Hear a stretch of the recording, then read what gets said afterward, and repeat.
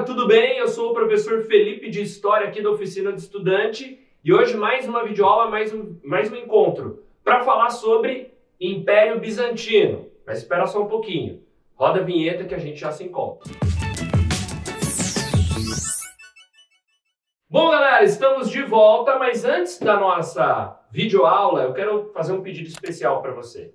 Se inscreva no canal da Oficina do Estudante, vai lá, ativa o sininho. Tem videoaula de história, tem videoaula de física, química, todas as matérias. Então, sempre que tiver uma videoaula nova, você recebe a notificação e se liga nas melhores videoaulas do YouTube. Fechou? Então, vamos falar sobre história, vamos falar sobre Império Bizantino. Eu escolhi esse tema geralmente porque é um tema que os alunos têm muita dificuldade, né? Não é aquele assunto mais legal, aquele assunto que instiga os alunos, mas às vezes, hora e vez acaba aparecendo numa prova, no vestibular. Então, se você tiver essa dificuldade, essa videoaula é especialmente para você. Bom, o Império Bizantino foi um império importante medieval da Alta Idade Média, do começo do período medieval, que tem como a sua origem o Império Romano do Oriente. Vamos pegar um pouquinho da parte de Roma aí, fazer uma menção para você entender. Galera, já nos estertores, nos momentos finais do Império Romano, depois da morte do imperador Teodósio em 395, houve uma divisão do Império Romano. Império Romano do Ocidente e Império Romano do Oriente. A tentativa era principalmente de melhorar a política administrativa do Império Romano, criando uma capital específica para melhor administrar essas regiões mais longínquas de Roma. A capital seria a cidade de Bizâncio, logo a gente entende o nome bizantino, que posteriormente muda de nome e se chama Constantinopla.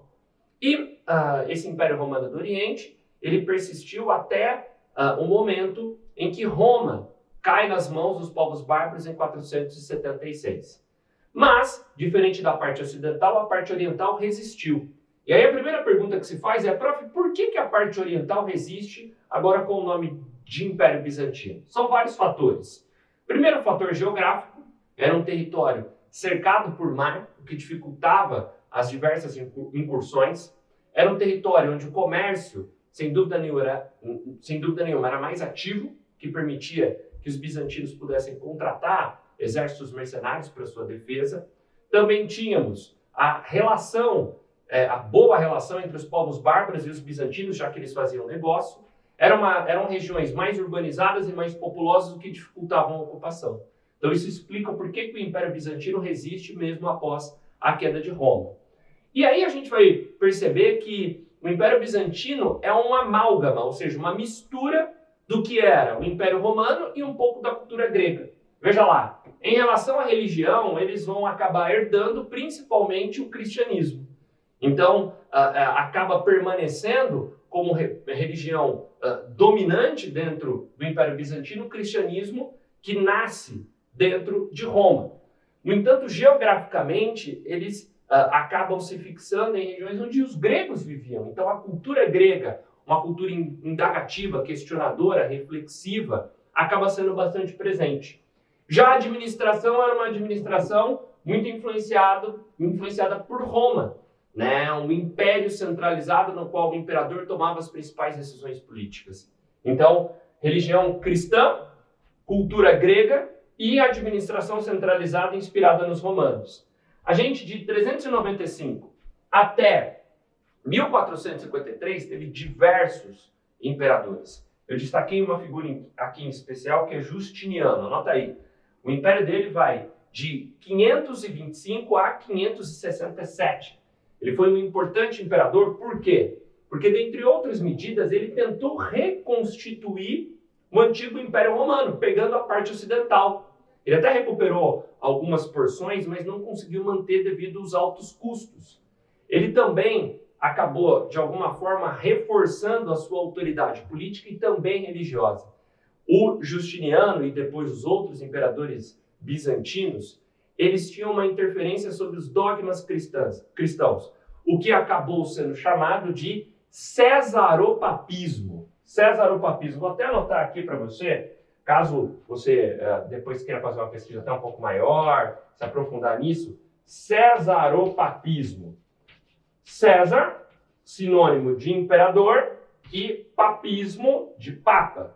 Então, os imperadores bizantinos, eles tinham uma autoridade religiosa muito grande. O que, perceba, começa a criar atritos com a Igreja Católica.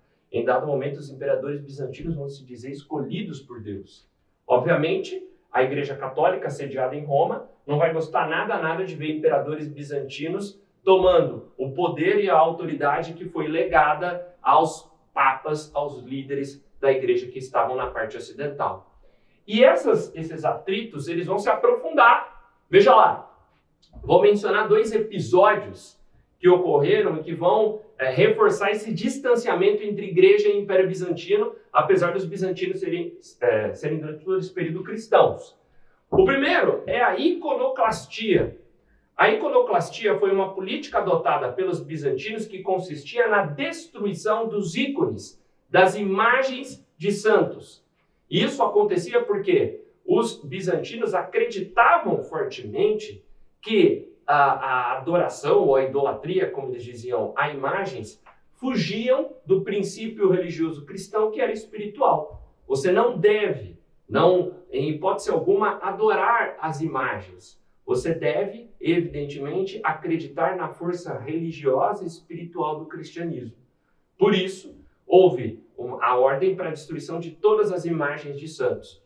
Evidentemente, havia também uma questão política, que era o enfraquecimento da igreja. A Igreja Católica era a maior produtora de santos, de imagens de santos. Ordenar a destruição era simplesmente enfraquecer o poder da igreja. Ao mesmo tempo, a gente vai perceber esse distanciamento que vai culminar no chamado Cisma do Oriente em 1054. Cisma significa divisão. A gente vai perceber que em 1054 o Papa vai ordenar que o bispo de Constantinopla, chamado Miguel Celulário, simplesmente abandonasse o espectro de influência dos imperadores bizantinos e se submetesse às ordens do Papa, o que foi prontamente recusado. O Papa, então, nesse momento, excomungou o patriarca, ou o bispo de Constantinopla, e ele, em contrapartida, acabou excomungando o Papa. Aí você diz, prof, mas como assim um bispo de Constantinopla excomunga o Papa? É óbvio que dentro da Igreja Católica ele não poderia fazer isso. Portanto, em 1054 houve a divisão da Igreja Católica, em que nós tivemos a criação de uma nova igreja, a chamada Igreja Católica Ortodoxa. O mundo cristão se divide na Igreja Católica Apostólica Romana, obviamente com sede em Roma e com liderança do Papa, e a Igreja Católica Ortodoxa, em que o líder seria o patriarca, o líder religioso, o bispo de Constantinopla, o novo líder religioso, claro, com o apoio dos imperadores bizantinos. Essa divisão existe até hoje. A Igreja Católica Ortodoxa é bem popular na Rússia, na Grécia, e há uma divisão que ainda persiste dentro do mundo cristão. O Império Bizantino vai terminar em 1453 com a invasão do Império Turco Otomano, que eram muçulmanos, evidentemente, que vão transformar, nesse período, todos os símbolos que eram cristãos em símbolos muçulmanos.